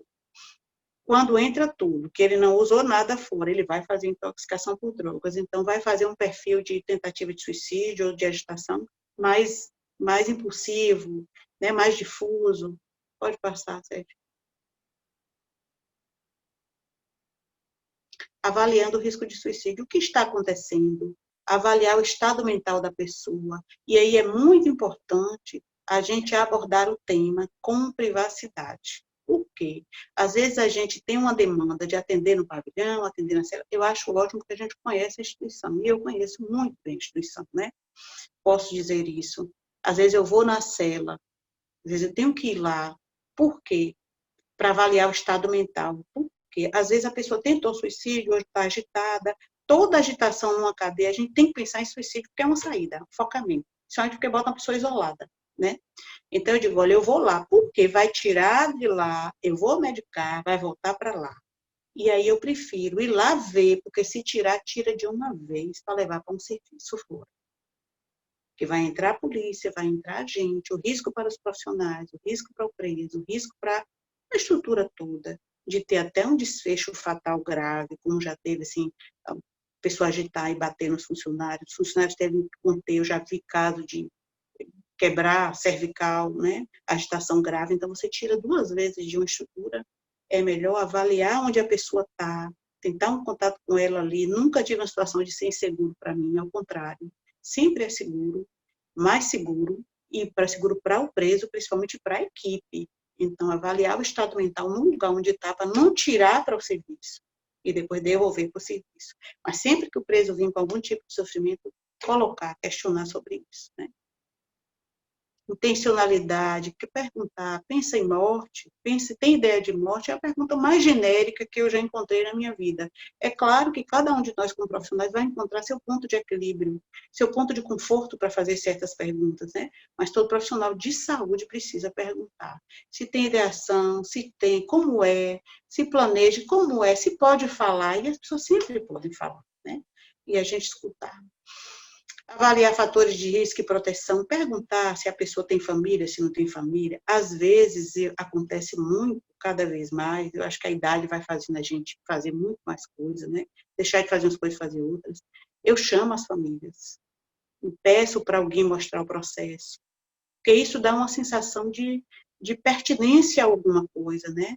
De pertencer a uma pessoa, de alguém olhar pelaquela pessoa. Então, tem muito preso que assim, mas eu vou falar, eu vou conversar lá porque o pessoal vai dar um encaminhamento. E é verdade, a gente dá. Quer olhar seu processo? Peça para ir no CRC para mostrar o processo. Quer ir para o serviço social? Quer falar com o médico clínico? Porque às vezes são tantas demandas que a pessoa tem, tanta carência, que ela vai tentar pensar em morrer mesmo. E às vezes, tentando morrer, ela tem um tipo de atenção, né? E a formulação do risco, você vê qual é o risco daquela pessoa, de qualquer modo, falou, pensou, expressou, a gente tem que levar a sério. Pode passar, Sérgio. Intervenções, o papel do profissional de saúde é muito importante, né? O médico, né? O profissional de saúde, assistente social, né? Nessa seara jurídico-penal, é muito importante resguardar a vida da pessoa. Dar um ambiente confortável para uma entrevista, a pessoa sentir que ela vai ser escutada, ela está sendo respeitada, ela está sendo acolhida, ela não vai ser julgada, não nos cabe julgar ninguém, muito menos no momento delicado, né, de sofrimento. Compreender o contexto de cada unidade, como eu já falei. Importante a gente saber que unidade a gente está. É uma unidade de trânsito, é uma unidade provisória, é uma delegacia, é uma unidade prisional que a pessoa já foi sentenciada. A gente lida com a carência de recursos humanos e materiais muito grande. Agora, na pandemia, isso se acirrou mais, acho que piorou mais. Mas, de qualquer modo, quem está num posto desse é uma coisa, né, é uma delicadeza, eu diria, essa área. Carência de local adequado para atendimento em situação de risco numa unidade fora desta. Então, isso é importantíssimo, porque às vezes a gente, na tentativa de fazer um arremedo, a gente atende e deixa lá. Não pode. Se a gente sentir que há algum risco, a gente tem que transferir para um lugar mais indicado. Está lá na lei de execuções penais, né, que a gente tem que indicar o lugar, né, que é mais indicado para aquela pessoa, para ficar sob supervisão, ele vai fechar os olhos para uma coisa grave, né? Então, é muito importante a gente ter clareza do lugar, do papel do profissional de saúde. Aumento do risco e da vulnerabilidade dos presos da equipe. É muito importante a gente pensar também no trabalhador, não é agradável para a gente passar por isso. A gente não pode embrutecer no sistema, né? Os presos dessa corda são muito mais vulneráveis mesmo, mas os trabalhadores também sofrem, né? E o uso de medicação quando foi importante mesmo. Quando a pessoa vem com queixa de insônia, a gente sabe que aquele processo, às vezes, é provisório. A gente usa a medicação um tempo, depois deixa de usar, depois a gente suspende. O próprio preso vem e diz, eu falo preso, detento, pessoa em privação de liberdade, conflito com a lei, né? Tem várias terminologias. Mas, assim, às vezes a gente usa um período e diz, olha, se que melhorar, a gente suspende. Às vezes é só no início que usa, porque toda a rotina muda, né? Imagina você sair de um lugar na zona rural ou de sua casa, que você tem um certo controle sobre o tempo, e você não tem mais nenhum, né? E até o sono você não pode dormir, né? Então, às vezes a gente usa antidepressivo, acompanha um período e depois suspende, trata e melhora. E eu já vejo isso há mais de 10, 15 anos, 20 anos. A pessoa nem precisa usar mais, mas ter esse canal de escuta, ter essa possibilidade dessa queixa ser respeitada, né? Ser levada em conta. Pode passar, Sérgio. Aqui eu trouxe essa figura que eu olhei ontem, que eu vi um programa sobre treinamento de mergulhador, não tenho nada a ver com isso, não sou mergulhador. Mas eu achei interessante porque mostra a gente, quando a gente vê essa figura, assim, que é como se a cadeia fosse um poço fundo. E eu me lembro que um preso me falou isso assim, doutora, a cadeia tem vários, como é a cadeia é um poço que tem vários fundos. Não é o fundo do poço, né? Tem vários fundos. Você vai cavando e a pessoa vai descendo, e a pessoa vai descendo. Então, o trabalho da gente é esse trabalho de mergulhador, eu acho. Né? Acho que eu não desisti até hoje de puxar a pessoa para cima, de dar uma respirada, dar uma aliviada, de humanizar, é uma palavra horrível, mas infelizmente nós estamos nessa vibe de humanizar coisas que são para seres humanos e humanizando animais que também são seres vivos, né? Então, acho que essa imagem, para mim, é muito sistema prisional, né? A pessoa vai caindo, a gente tem que estar puxando, a gente tem que estar se puxando também. Eu acho que uma discussão dessa faz com que a gente seja puxado também. Eu acho que a gente tudo pode ficar lá fora, lá embaixo. O risco é esse. Eu acho que quando eu vejo a Andréa, quando eu vejo os colegas, meus alunos, meus futuros colegas também, como Sérgio, Marcelo, que está aqui, né? Eu acho que é muito importante a gente estar junto nessa caminhada, né? Acho que é bacana. Então, eu agradeço que vocês dedicaram esse tempo para nos escutar e escutar essa temática que, para mim, é muito preciosa. Muito obrigada. Ai, tomando um ar aqui, agradecer ao futuro colega, fiquei sabendo que vai fazer Medicina de Família e Comunidade, Sérgio, e a professora Ivete. Eu fui ouvindo, bebendo da fonte que vocês compartilharam de forma tão generosa e tão enorme, né? E, e aí fui anotando algumas reflexões, mas eu queria, principalmente agora, quem estiver na sala e quiser compartilhar sentimentos, angústias, trazer dúvidas, aproveitem, esse é o momento. A Andrea já trouxe duas questões, já já eu vou ler. Agora a gente precisa compartilhar as impressões também. E aí foi interessante ouvir o Sérgio, porque o meu mestrado foi sobre morte, né, sobre finitude. Foi a perspectiva a morte pela perspectiva dos profissionais de saúde da atenção primária. E o quanto que ficou marcado, né, que a morte de fato ainda é um tabu, assim, né. E acho que o suicídio talvez seja o ponto mais alto ainda desse tabu, né, que já rodeia a morte. A morte natural já é um tabu, o suicídio, então, no sistema prisional, então, vai entrando de fato nessa ponta do iceberg aí. E aí foi interessante pensar que você trouxe, né, essa linha do tempo dos filósofos, pensando sempre que os filósofos sempre vai ter um recorte também de homens brancos, europeus, né, que dificilmente estão discutindo, né, a morte, o suicídio das mulheres, dos negros, dos povos indígenas. E aí foi interessante você ter trazido essa ideia dos escravos, que os escravos eram privados de pensar no próprio suicídio por não serem donos das próprias vidas. E aí veio muito forte para mim essa ideia, né, da população privada de liberdade, de também em celas superlotadas, muito vigiadas, né, entre os próprios, né, internos das celas e pelos agentes penitenciários, você também não ser dono da própria vida, né, e da própria escolha, né, entendendo, se for pensar o suicídio como uma escolha, ser privado disso também. Foi bem potente isso. E aí, teve uma reflexão do Sérgio também, que ele trouxe que, pensando naquela pirâmide, e aí trazendo que a ponta do iceberg está nas emergências, né? Quando, de fato, a pessoa já culmina na tentativa de suicídio. E aí a reflexão que eu tive foi a atenção primária à saúde, né? Nós que estamos na ponta, né? Pensando o cuidado integral, longitudinal, como escuta qualificada, a gente precisa pegar a parte submersa desse iceberg. Eu acho que é aí que estão os desafios, assim, né? Como a gente vai investigar ativamente para não chegar nessa ponta, né? E aí eu tenho várias reflexões e várias perguntas para trazer, mas eu vou trazer primeiro a da nossa maravilhosa Andrea, que compartilhou aqui. A Andrea colocou: gostaria de saber da doutora Ivete se ao longo do tempo ela tem recebido encaminhamentos ou demandas de outros profissionais não psicólogos e não psiquiatras com demanda de ideação suicida. E aí ela complementa, doutora Ivete, se ocorre um atendimento na sexta-tarde de uma pessoa com ideação suicida e não há suporte psicológico e psiquiátrico, e tendo em vista as limitações do nosso sistema de saúde, qual o melhor caminho? É ótimo que eu compartilho das mesmas questões aí da Andréia, das mesmas angústias. Certo. Eu tenho uma questão assim, tem, Andréia, todo mundo encaminha, até os presos. Para mim, pelo menos, viu? É interessante isso, porque eles mandam. É um canal aberto para qualquer demanda, né? Às vezes traz um bilhetinho, doutora fulano quer falar com a senhora e tal, né? Então, tem sim, tem outros profissionais encaminham. Qualquer pessoa pode encaminhar, os agentes trazem, me falam, ou mandam pela técnica de enfermagem, né? Então, tem. Agora, tem uma questão aqui qual é o melhor caminho? Olha, eu ia até esquecer de falar isso, a gente está criando um telesaúde para o sistema carcerário. O telesaúde ele já existe, que é um sistema do Estado com a universidade, é um convênio, que a gente, como especialista, tira dúvida da atenção básica, dos profissionais da atenção básica. A gente está criando agora um capítulo desse telesaúde para o sistema carcerário. Então, eu acho que é interessante, né? Que isso vai se expandir aí para o interior e tal. Agora, quando tiver sexta-tarde, não me ligue, pode ligar para mim, estou brincando.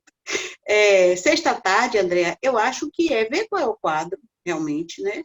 E se você não tiver segurança com uma coisa de agitação, encaminhar para um serviço de psiquiatria, para ver, para o preso ser visto, né?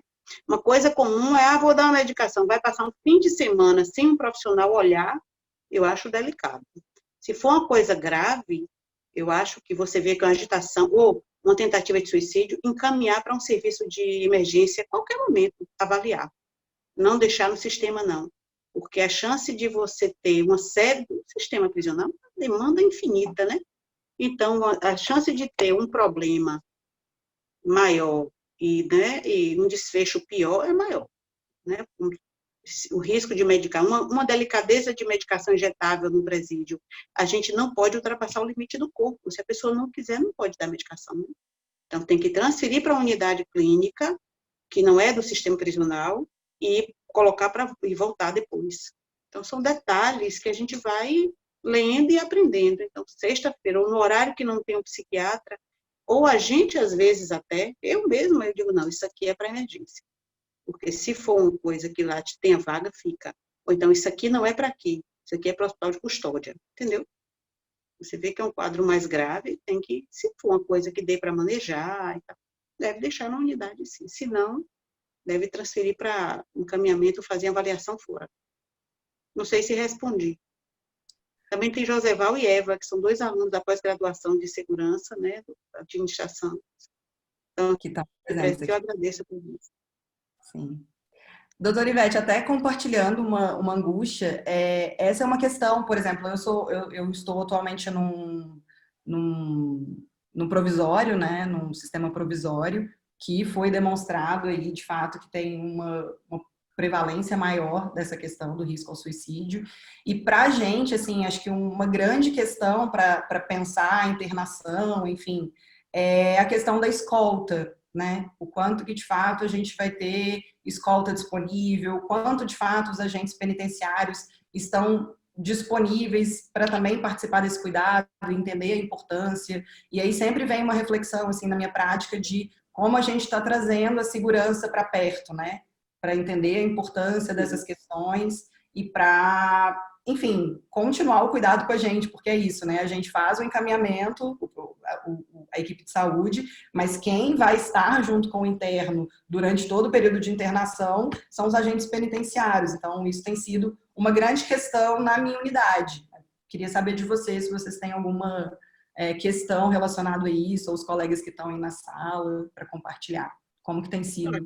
A minha experiência é muito difícil mesmo, porque a escolta é mais de um profissional. A gente já tem uma precarização das instituições prisionais. Então, é mais fácil. Houve uma época aqui em Salvador que houve um pacto, um acerto, um acordo entre a prisão e o Hospital Juliano Moreira para a gente encaminhar. Com o tempo, foi se vendo que não dava para ficar uma escolta dentro do hospital psiquiátrico. Então, a gente hoje encaminha muito para o hospital de custódia, que eu acho o lugar mais indicado mesmo para ficar. Porque você não vai ter essa despesa de escolta para ficar um plantão, né, de profissionais, não vai expor outros serviços a uma diversidade de riscos, então acho que é mais indicado, mas a gente tem problema sim, porque falta funcionário. Agora, sim, é importante a gente trazer mesmo um profissional para perto. Primeiro porque a gente trabalha em grupo, né? Às vezes, está começando isso hoje, às vezes um agente ou a limpeza, um funcionário da portaria, ele tem informações muito mais preciosas dos nossos pacientes do que a gente. Né? Então, assim, é importante a gente ter atenção a esse grupo, sim, a gente trabalha em grupo, e todos os profissionais são importantes, né? Acho que é importante. Sim, com certeza. Esse acho que tem sido um dos grandes desafios para mim, acho que pelo número de profissionais disponíveis também, enfim. E eu acho que também deles reconhecerem a importância dessas questões de saúde, né? A Eva, né, que você citou, traz um questionamento também. Qual a rede possível para o trabalho de prevenção ao suicídio na privação de liberdade? A rede possível, acho que você já falou até um pouquinho, né? Mas que outras redes que a gente pode pensar, assim? Olha, a rede possível é a atenção de todos mesmo. Quando tem há uma coisa interessante, que uma vez a gente foi muito criticado, disse que o agente era um bom informante-chave. Uma pessoa pegou essa metodologia de pesquisa, vamos dizer assim, e criou um problema com isso, que a gente estava colocando um agente dentro como se fosse informante da gente. Não é verdade. Os agentes penitenciários, eles sabem muito dos presos, conhecem muito. Então, quando um muda de comportamento, eles já encaminham. E ter essa coisa da rapidez de ser atendido é muito importante mesmo. Então, assim, essa linguagem de que, olha, vai ter atendimento, ou poder ligar para a gente fora do horário de trabalho e consultar, tirar alguma dúvida, é muito importante. E os profissionais também estarem sensibilizados Uma coisa que é interessante é que em lugar nenhum, ninguém quer o suicídio, né? A gente fala do aspecto histórico, a gente sabe que o suicídio é um tabu gravíssimo. Teve época na história que o suicídio, as pessoas não podiam nem se matricular em escola se tivesse história de suicídio na família, né? E outra coisa, assim, eu tenho um caso de suicídio que a família diz assim, não, doutor, eu tenho 2 casos, assim, uma tem mais de 100 anos que a pessoa se suicida, e outro tem uns 80, 70 anos que a pessoa tinha se suicidado. Então, essa história é transgeracional, ela atravessa, né, aí quase um século, mais de um século, no caso. Imagina morrer numa prisão, ninguém quer isso, é uma coisa terrível. Eu acho que essa rede a gente vai construindo mesmo. E com a educação, né? A coisa de você estar chamando atenção, falando sobre o tema. E quando bate o martelo, a gente tem que bater profissional de saúde, tem que falar, olha, vai se suicidar. Fulano, se deixar, vai se matar. Tem que falar. Tem que dar o peso da situação, a gravidade. Essa rede também vai se construindo assim, sabendo que é difícil, são poucos profissionais que a gente tem, né? Mas a gente saber que um pode contar com o outro, e essa cultura, né, de levar a sério qualquer fala, e saber que ali é um meio perigoso para isso, é importante também. E com CAPS, né, com instituições fora, quando o preso sai, ou quando vai para lá, que vende um CAPS, por exemplo, a gente orientar, porque tem funcionários de CAPS que vai para as visitas e a gente orienta, não vai para a visita, não vai passar por revista, tal. Vem para o serviço de saúde, a gente chama a pessoa aqui, conversa, é muito mais tranquilo. Até compartilhando mais uma angústia, a minha realidade também na Papuda, o meu é o provisório e é a chegada do bonde mesmo, é o bloco de quarentena, então eles ficam 14 dias, né, no meu bloco. E aí é uma equipe super reduzida, tanto a equipe de saúde quanto a equipe de segurança, né, um bloco até algo improvisado, né, muito focado nessa questão do coronavírus, mas é interessante pensar que é um bloco que, na verdade, é uma população super sensível nesse sentido, né? Eu costumo dizer que eles estão abstinentes de tudo, em lutar de todas as formas. Então, estão com lutos super agudos e abstinentes não só de substâncias psicoativas, mas abstinentes da vida lá fora. E aí, o quanto que para mim, assim, compartilhando a angústia, é um desafio pensar em um bloco que é quarentena de coronavírus, mas que ao mesmo tempo é essa chegada abrupta, né, no sistema prisional. E aí eu vou lidar com todas essas questões que vocês trouxeram, e aí a ideação é muito presente, né, e aí de fato é muito complicado. E aí, por estar no bloco de quarentena, a escolta para outros lugares é muito complexa também, né, porque enfim, eles estão de alguma forma resguardados, né, na pandemia. Então, tem muitas dificuldades, assim. Eu tinha até separado uma pergunta também aqui disso, assim, o quanto que tipo de abordagem a gente pode fazer numa situação desse tipo, né? Eu não tenho nem psicólogo, nem psiquiatra na minha equipe. Felizmente, eu tenho um psiquiatra da Papuda que faz um trabalho, né, por telefone, então ele está sempre disponível para a gente se falar, assim. E aí a gente tenta ver que medicação usar, liberar medicação diariamente, separar o interno que de fato tem um risco maior, vigiá-lo diariamente, ou falar com esse interno, se ele está falando com alguém na cela, eu tento procurar rede de apoio dentro da cela. Às vezes eu coloco na cela com classificado, né? Classificado é o interno que já trabalha, enfim, que de alguma forma tá tentando reduzir a pena. E aí o classificado tem um olhar que também ajuda, então a gente vai tentando fazer uma rede, né, dentro do próprio sistema e com todas as dificuldades, assim. E aí Um marcador importante é a insônia, né? Eu acho que começa a não dormir, viu? Os presos provisórios, eu acho que é muito pior, porque a gente diz assim que ele está com a cabeça no mundo, né? Uhum. Ele não teve ainda o tempo da prisionalização, ele não teve, ele está no quadro agudo, vamos dizer assim, aquele paciente que chega agudo, que não, ainda está com a cabeça no mundo e insiste em sair. É difícil mesmo, muito difícil. Acho que a unidade pior que tem é a unidade de preso recém-chegado. Agora, com o Covid, piorou muito, porque né, tem medo de adoecer, né, o medo de essa coisa de onde colocar cada preso da quarentena. A gente publicou um artigo na época da quarentena, da época da pandemia mesmo, sobre isso, que a gente intitulou de super-isolamento. É o isolamento dentro do isolamento, é um confinamento dentro do confinamento. É pior, é mais grave mesmo. Eu acho que, apesar disso, eles estão tolerando até bem, viu? Estão tolerando até bem, não estão fazendo nenhuma confusão, né? Sem visita, que é uma coisa maior agora, sem visita, sem contato quase, contato que a gente pode fazer telefone, fazer de tudo para ter algum contato, mas é difícil. Agora, essa unidade provisória é delicada. Eu peço muito aos presos para não se... A verdade é essa. Eu digo, rapaz, não faça isso não, porque morrer dentro da cadeia ninguém merece. Forcado, pendurado, não, faça não, é feio. Seu filho deixar essa marca, deixa herança, dinheiro, mas jamais morte, né?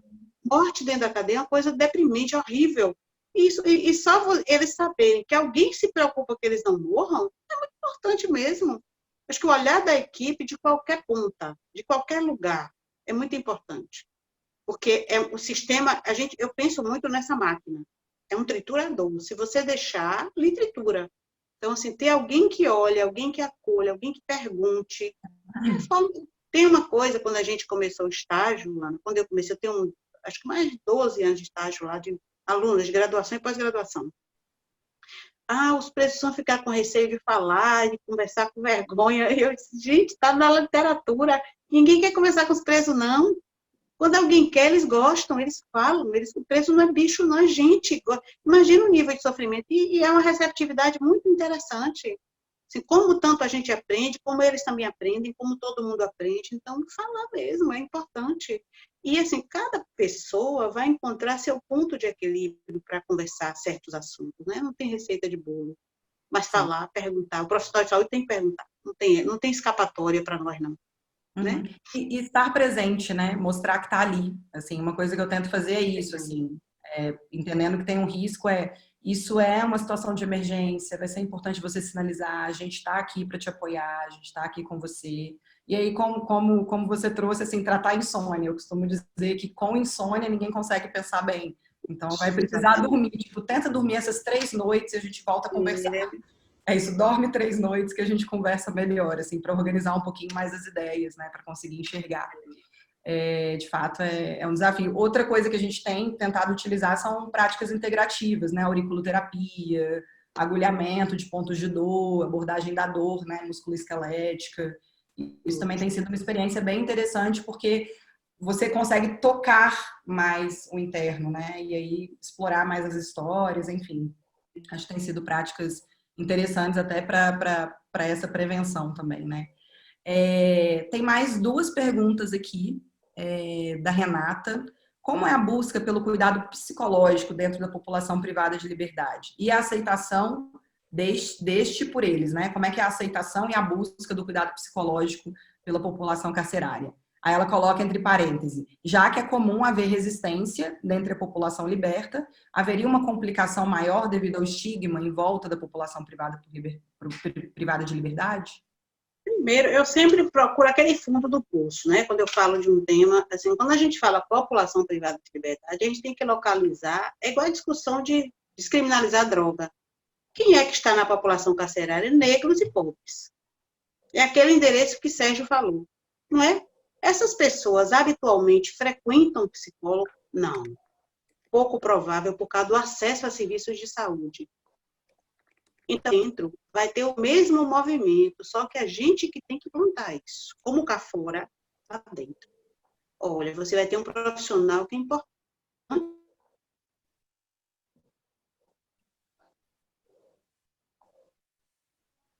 Oi, cortou? A Ivete? Ou foi só para mim? Cortou. Cortou? Isso, acho que caiu. Vamos ver se ela volta. Vamos ver se ela está voltando. Voltou? Voltou? Agora sim, tá ótima, voltou. Pronto. Então, eu estava falando assim, que eu não sei se vocês ouviram eu falar assim, que quem é a população carcerária? Heterogênea. Mas uma parte dela, a gente sabe que a escola de Chicago, lá em 1900 e alguma coisa, falou a gente, negros e pobres. Essas pessoas têm acesso a psicólogo? Não. Têm acesso a serviço de saúde menos do que os da pele clara. mesmo quando a gente lida com pobres, né? Então, mas é uma demanda que a gente tem que forçar. A gente caminha, conversa e fala, e tem adesão, sim. É interessante o sistema prisional, porque a prisão como escola já é um conceito na literatura internacional, né? A prisão como uma fonte de contatos é outro conceito, como uma fonte de aprendizagem como escola já é, e a prisão para os sobreviventes. Muita gente morre antes de entrar na prisão, né? A gente tem no Brasil uma matança de adultos jovens e de jovens, né? E, assim, aqueles que entram, muitas vezes, têm uma das pequenas experiências de cuidado. É interessante que é controvertido isso. Eles logo aprendem, né, que a alimentação que é boa, que tipo de cuidado que é bom, já passa a ser exigente, né, com relação a isso. Então, é interessante que tem essa outra face da instituição prisional. Não tem uma demanda, não, mas a gente cria. Como a gente cria cá fora, tem resistência, sim, mas quando a gente abre espaço para falar, é um sofrimento muito grande. A prisão é uma coisa pesada para todo mundo, para nós, inclusive, né, profissionais. Então, é importante que todo mundo se cuide. Os presos, no início, eles estranham, mas depois é tranquilo, falam, assim, não tem demanda, assim, importante. Todo ser humano gosta de cuidado, né? É, É difícil falar todo, né? Mas acho que Sérgio pode até trazer aí da filosofia, que somos seres cuidadores e amantes de cuidado, assim, né? A Isso é gente se reconhece humano no cuidado, né? A gente se reconhece como humano quando o outro nos reconhece como humano, né? A gente é reconhecido, né? O ser conhecido pelo outro, tem essa questão. E a gente se humaniza quando a gente é cuidado. Isso que a doutora Ivete disse, que às vezes o sistema prisional também é a porta de entrada na saúde, né? Então, eu também percebo isso, que aí no bonde que chega, eu vou perguntar das questões de saúde e aí as pessoas trazem questões de 5, 10 anos que estão desassistidas, né? E aí vamos começar o cuidado aqui então, vamos retomar isso. HIV, né, Ana? HIV. Exato, demais. Isso tem diagnóstico na prisão. Hipertensão, diabetes, né, que estava descompensado lá fora. Esse é o momento de se cuidar, de olhar para isso, né? Enfim, estar aqui com você. E eu acho que, inclusive, essa retomada do autocuidado também pode ser um fator de proteção, né? Para essa questão do risco de suicídio, assim. Perceber que tem alguém, né, disposto a cuidar de você, assim. Tem uma outra questão também dos usuários de substâncias psicoativas lá fora, que vêm, né, com situações graves de abstinência, né, e de vários transtornos e sofrimentos relacionados a isso. Não é raro acontecer, assim, de internos meus aproveitarem essa oportunidade para se afastarem das drogas. Eles trazem. Eu não esqueço uma cena de um interno meu que contou a vida dele no crack, a casa dele era cena de uva, né? Ele inclusive foi preso por isso. A mãe dele ia lá tentar servir o jantar e ele expulsava a mãe, falava que com ele era CHC, né? Cadeia, hospital, cemitério, falava que ele não tinha mais jeito. E aí, antes de sair os 14 dias na alta dele, eu atendi ele algumas vezes, ele pediu licença para baixar a máscara, para mostrar como ele estava bem, corado, ganhou peso, e o quanto que isso era significativo para ele, assim, foi de fato muito emocionante para mim, assim. E aí o cuidado foi estar ali, né, ajudar nos sintomas, na insônia, enfim, nos sintomas de abstinência. E foi, enfim, essas experiências não são raras, assim, vale a pena pensar. Tem mais perguntinha aqui. A Eva trouxe também, na socioeducação, fizemos alguns cursos com profissionais de CAPS. Existe um protocolo? Eu não sei se existe um protocolo, se ela está perguntando se é um protocolo específico de prevenção do suicídio na prisional ou um protocolo criado pelo CAPS. Existe um fluxo de atendimento, né? A pessoa passa por uma avaliação quando entra, se ela tem história de algum uso de alguma droga, uso de substância, uso de tratamento prévio e tal, aí ela vai para avaliação psiquiátrica, não espera não. É uma coisa interessante, porque a gente já avalia na entrada, na chegada. Entendeu? Passa pelo serviço social e encaminha para a gente. E o serviço social é muito bem treinado, né? É interessante que todo mundo no sistema penal é interessante. Os funcionários, a gente tem no dia a dia, óbvio, assim, o que é o normal e o que é o mais ou menos que pode ser um desvio ali. Claro que isso não é 100%, né? mas tem um olhar apurado. Então, quando tem uso de droga, usou medicação, fez tratamento, tem ideação suicida e alguns tipos de crime, eles encaminham logo para avaliação. Eu fico pensando nesses protocolos de prevenção ao suicídio, né? Existem alguns, inclusive, que a atenção primária usa, e acho que no início dos protocolos sempre traz que o suicídio é potencialmente prevenível, considerando que no mundo ocidental, né, a gente está sempre trazendo recorte, a gente está sempre falando do Ocidente, né? O Oriente seria uma outra coisa. Quase 100% das questões estão relacionadas a sofrimento mental. Então, entendendo que a gente pode prestar cuidado, né, ao sofrimento mental, o suicídio é potencialmente prevenível. Mas aí, uma coisa que você trouxe, Ivete, eu estou chamando a Ivete de você porque a gente já tinha combinado isso antes, tá, gente? Uma coisa que a Ivete trouxe que existe uma parcela importante, não sei dizer em números, de suicídios que não necessariamente estão diretamente vinculados ao sofrimento mental, né? Esse suicídio, por exemplo, altruísta. E aí o quanto que também vai ser importante a equipe de saúde estar atento a essas questões, né? Que não necessariamente estão diretamente relacionadas à saúde, mas como que está a relação desse interno na cela, com os internos da própria cela, com os agentes penitenciários, com os familiares, e o quanto isso vai precisar ser ativamente perguntado. Eu brinco que eu incluí na minha anamnese. Como está o relacionamento na cela? Isso está incluído na minha anamnese padrão, assim. E aí... Isso. Pode falar, desculpa. Não, isso mesmo. Tá certo. Isso, Ana. É isso aí. A gente vê muito como é o padrão do comportamento da pessoa, né? Mudou, encaminha. Mudou, encaminha. Para não deixar o negócio avançar, né? Está mais isolado, às vezes mais retraído, ou mais agitado, mais desconfiado. O pessoal encaminha. Esses sinais. Quando Eva pergunta o protocolo, porque a gente entende um protocolo como uma coisa que a gente fez uma revisão da literatura, tomou decisões, né? A gente tem uma linha de ação. Mudou o comportamento do habitual, ou a pessoa está desconfiada, está mais retraída, pouco comunicativa, procurou ficar mais sozinho e caminha. Ó, doutora, ele está assim, está mais quieto, está diferente, já encaminha. É interessante mesmo. E às vezes a gente vê coisa, quando eu já tive situação de examinar, a pessoa está lá, não tem nada demais. Aí eu boto uma frase, refinar a demanda. Andréa Meia pode me mandar. E aí eu pego e digo, refinar a demanda. Aí vem e esclarece, olha, eu vi isso, fulano não era assim, era assim, era assim. Aí a gente vai acompanhar. E às vezes tem quadro grave mesmo. No início não tinha nada e desenvolve um quadro grave mesmo. Quem viu lá atrás estava certo. Quando eu vi, não vi nada. Entendeu? Muito de perto esse acompanhamento. Sim.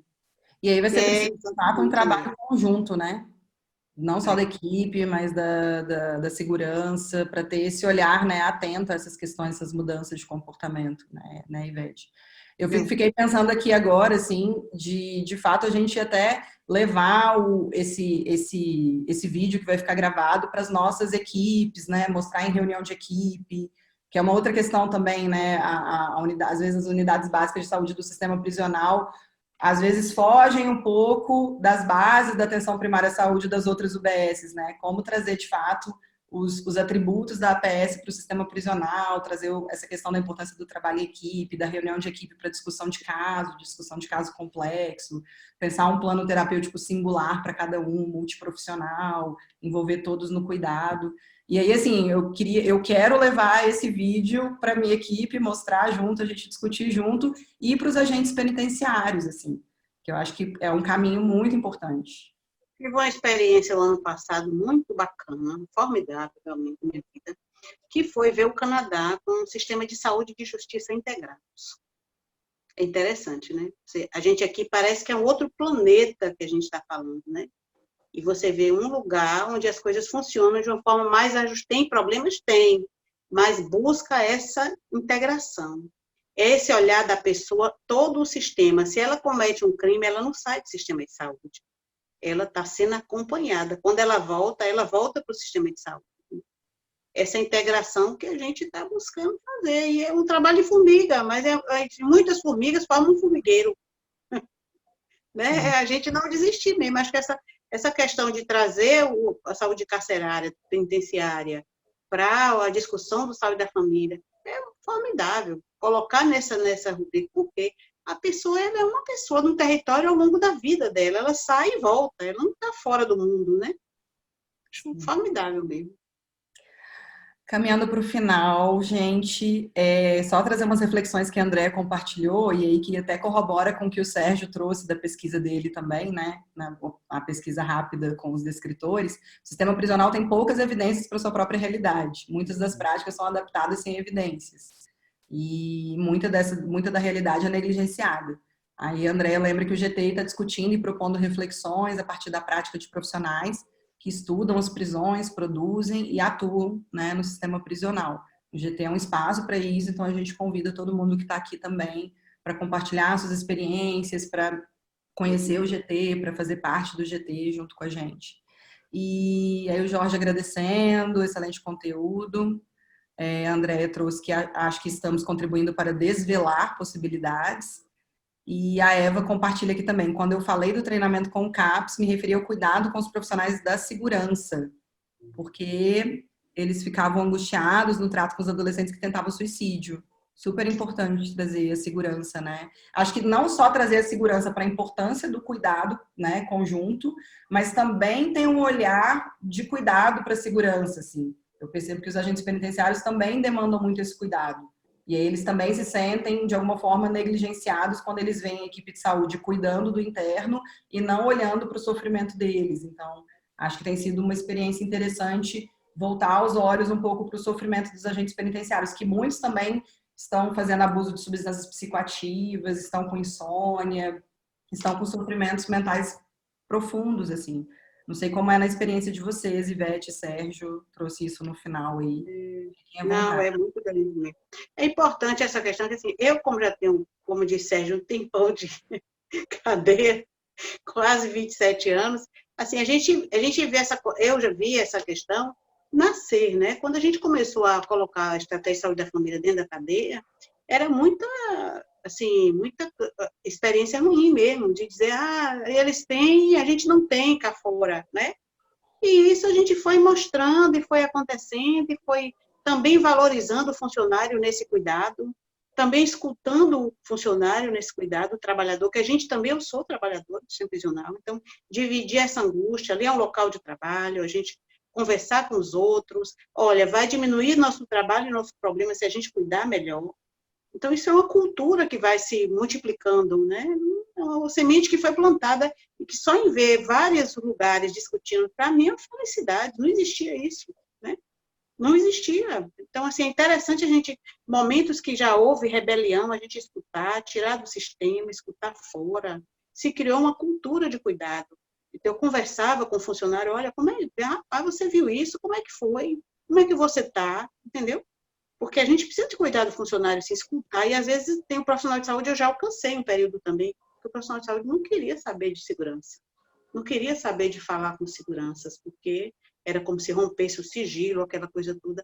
Mas no momento do cuidado, essas informações são muito preciosas mesmo, e valorizar o profissional. Todos nós somos importantes, né? Todos nós, todos. É interessante observar que, assim, na revisão breve que eu fiz, não encontrei nenhum artigo falando da realidade do suicídio do agente penitenciário. Isso. Então, também é uma realidade que precisa ser tratada também, né? Se o suicídio do preso já é pouco tratado, do agente penitenciário é pior ainda. E ele lida constantemente com essa realidade, com a realidade do fundo do poço. Ele faz parte da máquina de moer, mas ao mesmo tempo ele é moído.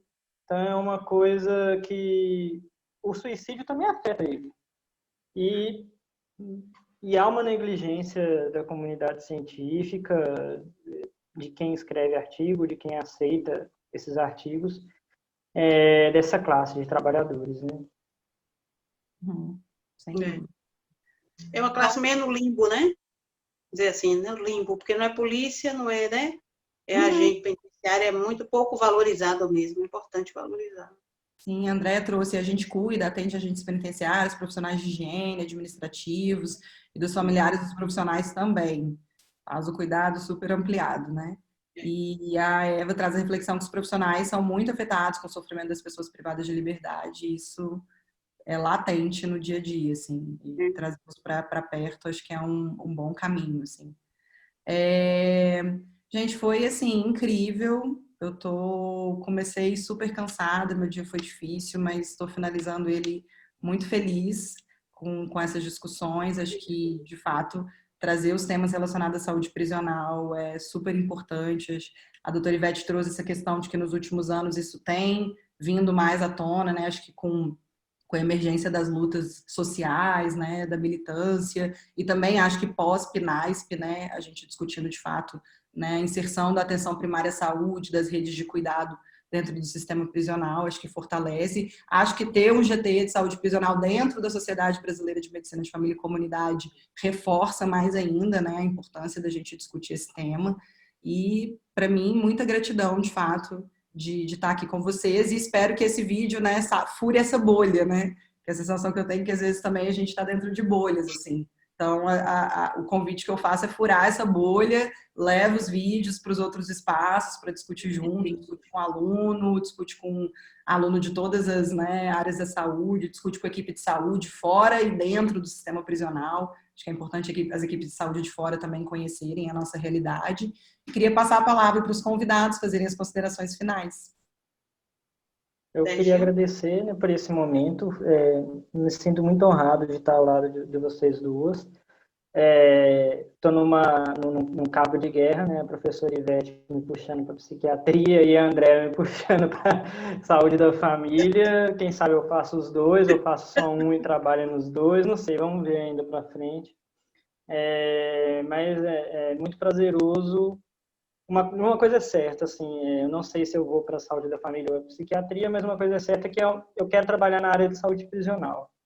E é muito prazeroso estudar e falar sobre isso. Eu tenho pouco tempo de acompanhamento, 1 ano, uma vez por semana, mas já é um tempo suficiente para uma imersão, que me faça ver que é uma realidade que precisa ser cuidada, que precisa ser estudada, que precisa ser olhada, vista, ouvida, né? Muito também por causa da professora Ivete, que é uma precursora dessa questão de levar a saúde penitenciária, a saúde prisional para dentro da universidade. Uma questão importante que a gente precisa expandir para o Brasil, né?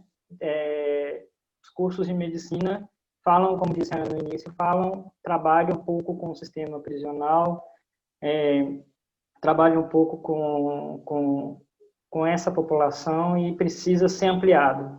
É uma população que precisa ser vista por estudantes de medicina, de enfermagem, de todos os cursos da área de saúde. Bom, eu agradeço a oportunidade. Sempre para mim é bom falar sobre esse tema, não importa quantos estejam, vou falar. Né? Acho que é um tema delicado, importante, é uma trincheira para um profissional de saúde. Acho que, a meu ver, a prisão já era, ela se mostra que faliu, é um modelo que a gente não tem resposta, mas esse modelo é pior do que traz mais malefício do que benefício. A gente vai ter que costurar dentro dessa conjuntura outras que virão uma resposta mais adequada. E agradeço a Sérgio as palavras, fico muito emocionada, e a presença também dos alunos, dos colegas, Andréa, que é uma pessoa que eu admiro bastante, acho extremamente corajosa, e quero falar a vocês isso, que a luta continua. É isso aí, é o que tem para hoje. Não pensem que está pior, não está pior. Foi muito pior. Essa temática não era dita em lugar nenhum, ninguém se interessava. Né? Eu acho que ter um campo de estágio há mais de 10 anos, com pós-graduação, graduação, aluno brasileiro, aluno da Bahia e do exterior, frequentando as nossas instituições para abrir o campo lá fora, para mim é um grande benefício para a sociedade brasileira e para as pessoas que já sofrem com milhares de problemas e vão parar nessas instituições. Então, para mim, o meu papel como profissional de saúde, como cidadã, está muito bem desenhado, e eu espero que a gente siga junto. Acho que foi um bom link com saúde da família, saúde comunitária, porque é isso aí, o ser humano é um ser integral mesmo, a gente tem que ver em vários lugares. Se ele vai parar na instituição prisional, a gente espera que isso seja provisório e que ele volte à comunidade, ao território onde ele estava. Então, eu acho formidável essa nossa parceria, e que a gente continue. Muito obrigada por me ouvir um pouquinho. E pensar o comunitário também, que quando ele está no sistema prisional, a comunidade dele é lá, né? Então, como pensar também a abordagem comunitária no sistema prisional? Que pode ser tema aí de um próximo webinar também. Agradeço muito, doutora Ivete, Sérgio, a todas e todos que estiveram presentes aqui. Queria finalizar com a frase que a Andréia colocou aqui por último. Ó. Enquanto não derrubamos as prisões, vamos cuidar das pessoas que estão lá dentro e no entorno. Isso vai ser um ato de resistência e a gente está aqui para isso. Tá bom? Boa noite a todas e todos e finalizamos por aqui. Um beijo. Tchau. Boa noite. Beijo. Tchau, tchau.